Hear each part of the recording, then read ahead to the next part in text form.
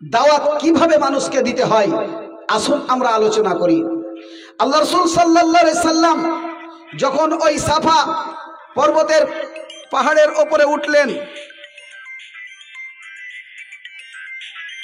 যখন পাহাড়ে উঠলেন, উঠার পরে বিপদের আশঙ্কা করে ডাকলেন, হে আমার দেশবাসী, হে আমার গ্রামবাসী, হে আমার বংশধররা, তোমরা আমাকে বাঁচাও, বাঁচাও করে চিৎকার করছেন।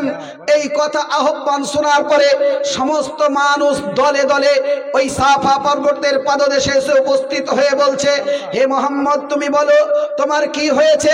কে তোমাকে আক্রমণ করেছে? কে তোমাকে মেরেছে? কে তোমাকে কটু কথা বলেছে? তুমি শুধু একটিবার বলে দাও, আমরা তার বংশ পর্যন্ত এই মক্কার জমিনে রাখবো না। আল্লাহর নবী বলছেন, ও আমার গ্রামবাসী, ও আমার দেশবাসী, বংশধরের মানুষ, হে আমার এলাকাবাসী, আজকে যদি আমি এখন বলি এই পাহাড়ের অপর দিকে একটি শত্রুদল অপেক্ষা করছে, এই মক্কার সমস্ত কুরাইশ বংশের মানুষকে, মক্কার সর্বস্তরের মানুষকে এই পৃথিবী থেকে নিস্তেনাবুদ করে দেবে, ধ্বংস করে দেবে, তাদেরকে মেরে ছারখার করে দেবে, বলো তোমরা কি ওই দলটির বিরুদ্ধে গর্জে উঠবে না? এর প্রতিবাদ করবে না? এর বিরুদ্ধে তোমরা কি রুখে দাঁড়াবে না? সমস্ত মানুষ এক বাক্যে উচ্চ আওয়াজে আল্লাহ রাসূলকে বলছেন, ইয়া নবী রাসূলুল্লাহ, হে মুহাম্মদ গো, আমরা জীবনে কোনোদিন তোমার মুখে মিথ্যে কথা শুনিনি, জীবনে কোনোদিন তুমি কাউকে ধোঁকা দাওনি, জীবনে কাউকে প্রতারণা করনি। আর আজকে যদি প্রকৃত সত্য হয়, আজকে যদি কথা সত্য হয় যে আমাদেরকে ধ্বংস করার জন্য এই পাহাড়ের অপর সাইডে কোন শত্রু দল অপেক্ষা করছে, আমরা এই চ্যালেঞ্জটা অ্যাকসেপ্ট করলাম, গ্রহণ করে নিলাম। আমরা এক্ষুনি এই দলের ওই শত্রুর মোকাবেলা করার জন্য আমরা প্রস্তুতি নিয়ে নিলাম, আমরা শপথ গ্রহণ করলাম, ওই দলটাকে এই জমিন থেকে আর পৃথিবীর বুকে রাখবো না, আমরা ধ্বংস করে দেব। এত প্রতিজ্ঞাবদ্ধ হয়ে, এত কনফিডেন্স হয়ে আল্লাহ রসুলকে তারা সাহস জোগালো, তারা আল্লাহ রসুলের পক্ষ নিয়ে নিল। আল্লাহ রসুল বলছে, শোনো, তাহলে কি আমি বলবো ওই শত্রু কারা? বলছে, হ্যাঁ তুমি বলো ওই শত্রু কারা? আল্লাহ রসুল বলছে, শোনো, ওই শত্রু, ওই দুশ্মন ওরাই যাদেরকে তোমরা ওই কাবা ঘরে 360টি দেবতার কাছে, যাদের তোমাদের উঁচু মাথাটাকে নিচু করে দিচ্ছ, যাদের সামনে তোমরা পুষ্পাঞ্জলি দাও, যাদের সামনে তোমরা দামি দামি খাবারগুলো উপঢৌকন দাও, ওই লাত উজ্জা মানত হাবল, ওই দেবতাগুলোই হচ্ছে তোমাদের চরম পরম শত্রু। এরাই হচ্ছে তোমাদের প্রকৃত দুশ্মন, এরাই হচ্ছে শত্রু।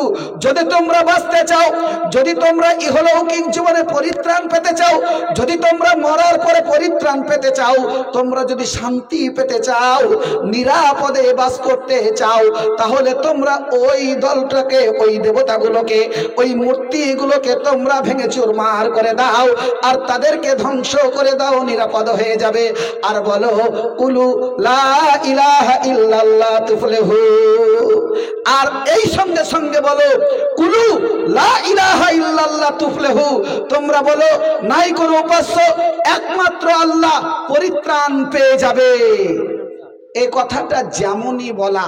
আচ্ছা, এই কথাটা আল্লাহ রসুল কি খারাপ কথা বলেছে ভাই? কোনো খারাপ কথা বলেছে? কোনো অন্যায় কথা বলেছে? বলেন নাই।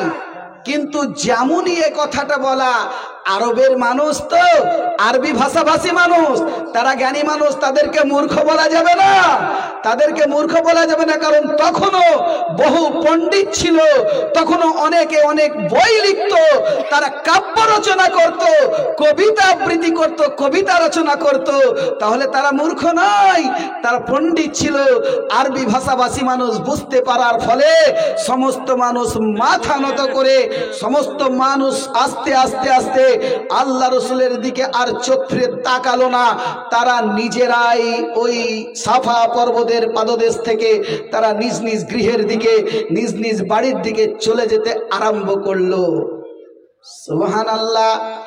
সমস্ত মানুষ আল্লাহ রসুলের কথাটাকে গুরুত্ব দিল না, কারণ যে লোকটাকে এত ভালোবাসতো, তাদের হৃদয়ের চেয়েও যাকে ভালোবাসতো, সেই লোকটা যখন হক কথাটা বলল, সত্য কথাটা বলল, তখন তারা ওই জায়গা ছেড়ে চলে গেল।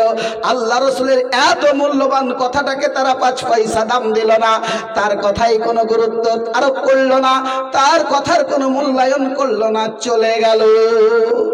যখন চলে গেল তো তারই নিজের চাচা আবু লাহাব দাঁড়িয়ে গেল। আর দাঁড়ানোর পরে আল্লাহ রসুলকে ডেকে বলছে, ভাতিজা মোহাম্মদ শোনো। আল্লাহ রসুল পাহাড় থেকে নেমে আসলেন। নেমে আসার পরে চাচার সঙ্গে কথোপকথন শুরু হলো।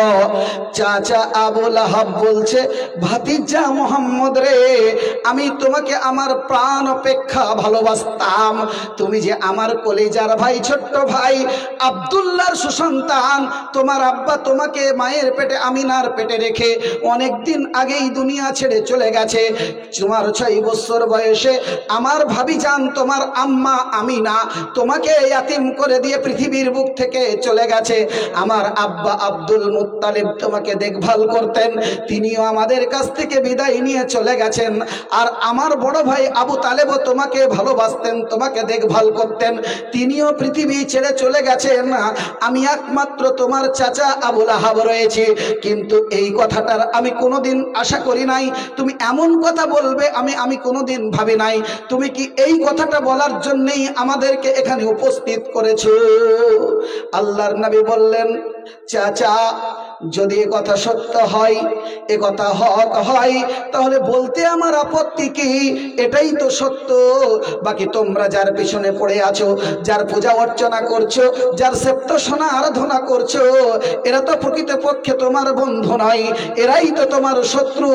তাহলে শত্রুকে যদি আমি চিনিয়ে দিই আর হকের যদি দাওয়াত দিই, আসলটাকে তোমার সম্মুখে যদি এনে দিই, অসুবিধেটা কোথায়? কথোপকথন হতে হতে আবু লাহাব আল্লাহ রসুলের চেহারা মুবারকে পাথর ছুঁড়ে মারলো। পাথরের নুড়ি দিয়ে আল্লাহ রসুলের চেহারার দিকে ছুঁড়ে মারলো। সে যে নিজের ভাতিজা মুহাম্মদ সাল্লাল্লাহু আলাইহি ওয়াসাল্লাম, যার সুন্দর চেহারা, যার আপনার রূপ লাবণ্যময় চেহারা, এত সুন্দর চেহারাতে পাথরের আঘাত যখন মারলো, ওই চেহারা থেকে রক্ত ঝরে ঝরে ঝরে ঝরে জমিনে পড়ছে।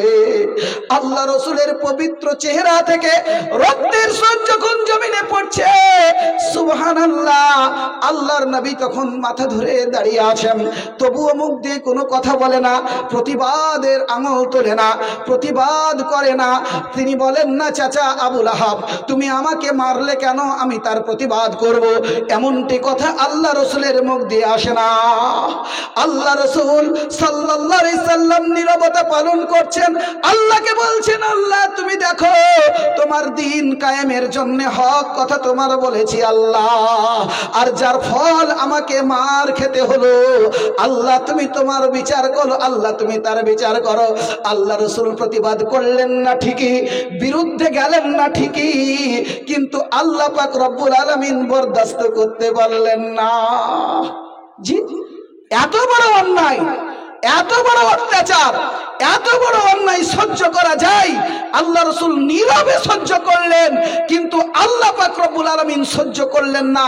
সঙ্গে সঙ্গে কোরআনের একটি সূরা কোট করে বললেন, তাব্বাত ইয়াদা আবি লাহাব, তাব্বাত ইয়াদা আবি লাহাবি ওয়া তাব, মা আগনা আনহু মালুহু ওয়া মা কাসাব, সায়াসলা নারান যাতা লাহাব, আমরাতুহু হাম্মালাতাল হাতাব, ফি জিদিহা হাবলুম মিন মাসাদ। একটি সূরাই কোট করে ফেললেন, বললেন ভেঙে যাক আবু লাহাবের 2 হস্ত, ভেঙে যাক আবু লাহাবের 2 হস্ত, ধ্বংস হয়ে যাক আবু লাহাব, এবং পৃথিবীর বুকে সে অপদস্থ হোক, পৃথিবীর বুকে সে অপদস্থ অপমান হবে, আর সে জাহান্নামের, ঠিক জাহান্নামে তার জায়গা হবে।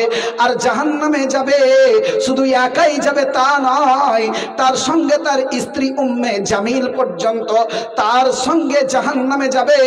কারণ তার স্ত্রীও আল্লাহ রসুলের চরম বিরোধিতা করেছে, আল্লাহ রসুলের চরম শত্রুতা করেছে, আল্লাহ রসুলের চরম অপমান করেছে, অপদস্থ করেছে। তাই তাকে জড়িয়ে দিয়ে আল্লাহ পাক রব্বুল আলামিন বললেন তার স্ত্রী উম্মে জামিল পর্যন্ত জাহান্নামে চলে যাবে। আর তাকে কেমন ভাবে নিয়ে যাওয়া হবে, তার পায়ে খেজুর গাছের পাকানো দড়ি দিয়ে বেঁধে টানতে টানতে টানতে তাকে জাহান্নামে নিয়ে যাওয়া হবে।